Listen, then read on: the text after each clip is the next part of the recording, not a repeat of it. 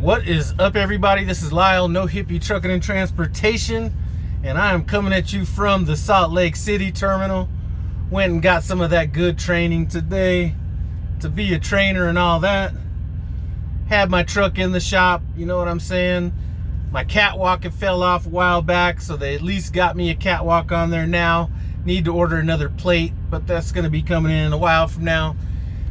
Found a slight air leak in one of my airbags. Just needed to twist something up right quick. And then there's like an injector leak, which I'm not sure if the Salt Lake City terminal like has an eye out for that, but almost everybody that I saw that had their truck in the shop was in there for some kind of a fuel leak. So it's very minor, not that big of a deal, but since it is warranty, I need to get it to Peterbilt. But what I want to talk about in this video was the mentality that you have to have, all right?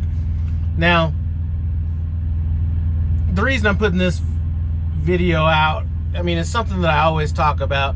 If you go back to my videos way at the beginning, I've always had a philosophy that the best time to get in a business is when business is down, because you base your business around a down market. So when things go up, it's gravy, and if they come back down, you're already set for it. But you're starting to hear about people quitting, changing companies, turning in trucks, doing this, doing that. And this is mainly for the new people. And that is, you have to be careful in what kind of material you consume. You know what I'm saying? You know, you look at some of these Prime Facebook pages and you got people bitching about gas or fuel, whatever you want to call it. As soon as somebody at Prime starts complaining about fuel, that should be an indication that they don't know what they're talking about. But that's beside the point. So you have all these people watching these YouTube channels and people are quitting and this and that. And if you don't know any better, it can corrupt your mind. You know what I'm saying? Nobody that I know is going through it like I am right now. Maybe this last month. You know what I'm saying? This last month, I'm not even sure if I made $1,000 in the last month. And especially if you talk about what I'm in the shop for now. I got Myra, my other truck driver, bringing her truck into Salt Lake City so I can take a look at it because she has some questions about it. We're going to run it through, make sure everything's fine on that. So as far as the income and stuff like that goes, my driver's probably made 3 times, 4. As a matter of fact, she's made a whole lot more than I have. Now, how would I be coming off as somebody that has, and not that she relies on me, but let's say that she's my driver. If I was to be wavering about quitting or not quitting, you know, maybe if I wasn't set up right, if I didn't have enough money in the bank, things like that, do you think that that's going to make my driver feel comfortable driving for me? No, it's not. And beyond drivers, let's say you have a family.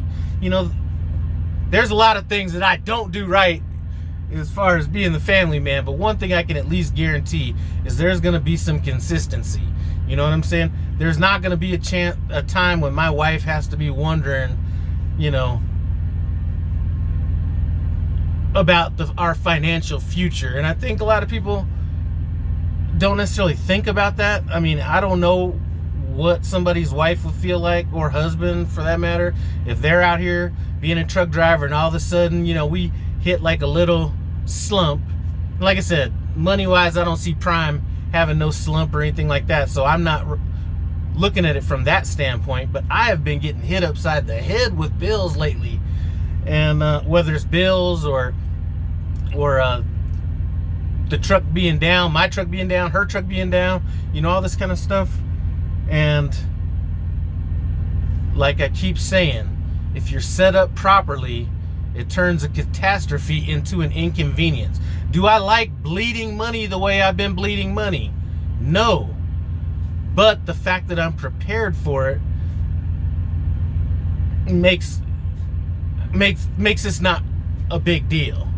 You know what I'm saying?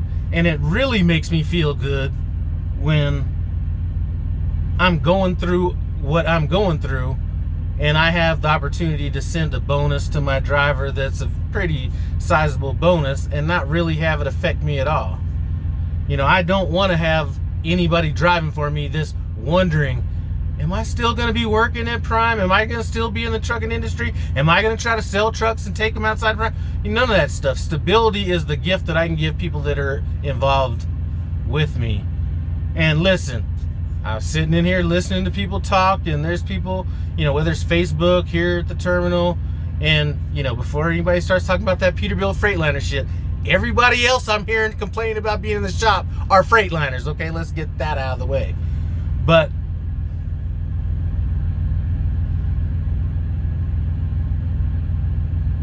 it's the cost of doing business. Everybody wants to be in business when business is good. When business is bad, nobody wants to be in business.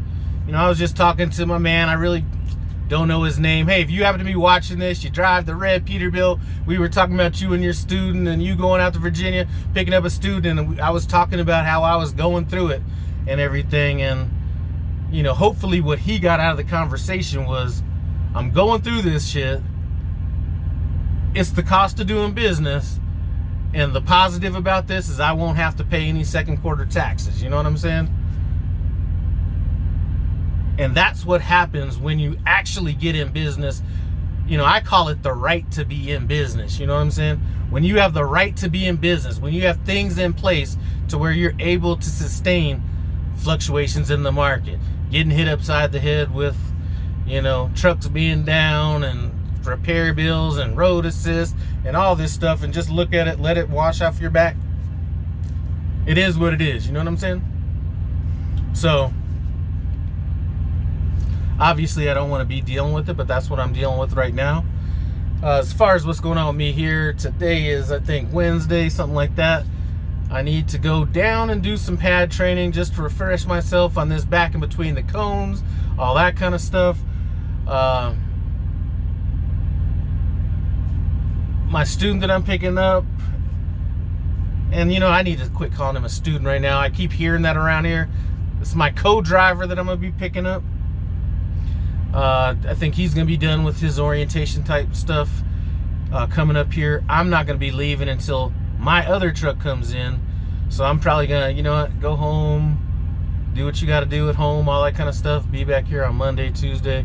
And hopefully this truck will be ready to leave on Monday or Tuesday. If not, we might just run it and then get the truck in maybe between PSD and TNT, because the leak is not that big to where it's affecting performance or anything like that. But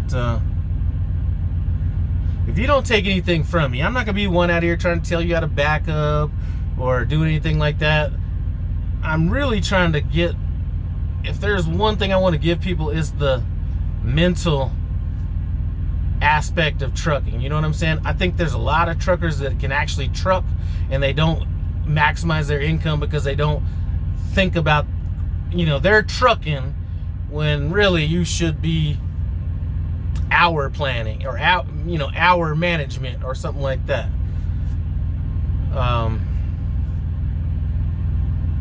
Damn, that went all off where I was trying to go. But mentally, I'm trying to put people in a position where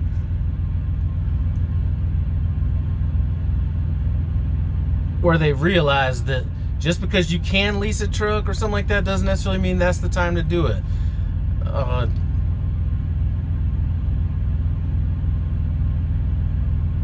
Anyway, enough about that.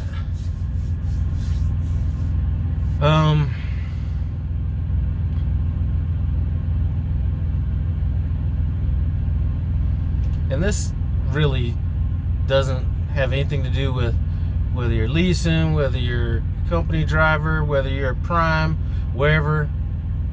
If your money is right, you do not let these little, like, seriously, and I keep saying this, we're not even 3 months into a bad market and people are like panicking. If you aren't set up better than that, then maybe you made the jump too soon. You know what I'm saying? So, you know, I've made that mistake in the past, miscalculated the market. I paid for it and I was supposed to be doing a video on that, and I'm gonna get to that. But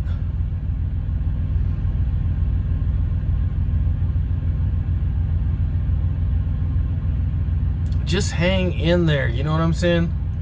From the way I see it, if you happen to be at Prime, and you know, some of this negative bullshit you see on Facebook, a lot of that shit is by people that don't know any better. A lot of these people that, like I said, you start talking about fuel and you're a Prime, you're an idiot. You don't know anything about how our fuel surcharge, all that stuff works, anything like that. If you see somebody at Prime and they're not making money, there's generally a reason for it, and that's company. And it could even be worse on the company side if they're not, you know, if they don't, if they're not understanding hours of service and, you know, time management and things like that. But listen, to sum this video up, it is not all doom and gloom. Just because you see a few people on YouTube talking about leaving the industry doesn't mean that it's all bad. You know, there's one of my favorite guys talking about leaving the industry, and that is Trucker Scooby-Doo, and I think he's doing it more because his life is set up. You know what I'm saying? He doesn't need all this stuff right now, and he has stuff that he needs to handle outside of this right now. So I'm not even throwing him into the batch that I'm throwing some of these other people into. But if you aren't built to handle these fluctuations in the market mentally, because some of this shit's just mental. If you're not able to mentally handle this, then you might have chose, you know, if you're an owner operator or lease operator, you might not be built for that. Or, you know, and that could be financially or monetarily. You know, if you're the type person, as soon as you get a little bit extra money and the thing that you think about is going buying a car, motorcycle, putting yourself in even more debt, just realize them chickens come home to roost at some point. You know what I'm saying? So anyway, it's kind of disturbing to see this, and it doesn't disturb me because I know what's about this, but I'm in here talking to a newer guy at, he's actually a PSD student, Jorge, I believe. Talking to him, and he was like asking me questions, and some of the questions he was asking were questions about some of the negativity that you're seeing in the trucking industry, and it's kind of disheartening when you feel like some of that might be bleeding into the new people coming into the industry when it actually shouldn't. So anyway, that's enough. I've ran my mouth on this enough. Kind of looking forward to getting everything I need to get done, getting this truck handled, making sure my other truck is good, and getting her out confident on that truck again, and me out, and back to the grind. Anyway, I want to thank you guys for stopping by No Hippie Trucking and Transportation. Sorry about the ramble. It did kind of go a little bit off base, but hopefully you got my important point in this. I appreciate you guys stopping by, and I'm out.